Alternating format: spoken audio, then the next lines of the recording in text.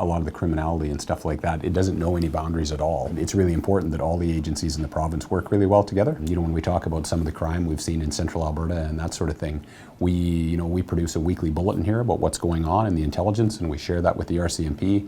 They share their things with us. Our analysts sit on a weekly crime kind of collaboration meeting that includes Edmonton and includes the big agencies. We meet every morning and we talk about what's happened in the previous 24 hours and sort of what's on the go for today.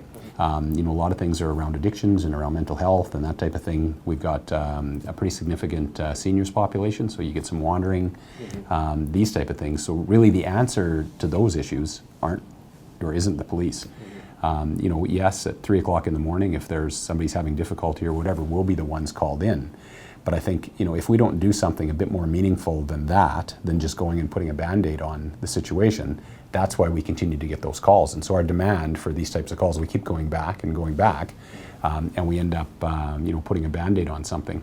We do get the challenges from time to time as to why we would have our own police force when there are other avenues available, but a police service for the community is more of a committed service to, say, the city of Camrose than if you had other police forces doing the work, in my opinion. It's a good relationship between the youth and the police service, because all of a sudden they're not just that big bad guy in a uniform. They're somebody they get to know and somebody they get to trust. And again, in my opinion, I think it's good to build.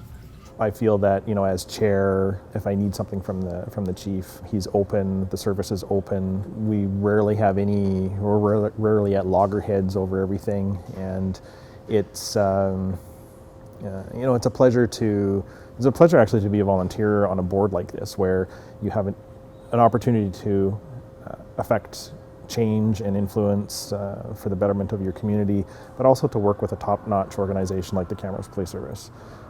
Highly trained, highly committed individuals. It's very cool to be able to have those kinds of connections and to have that kind of influence, or not influence, I'd say impact.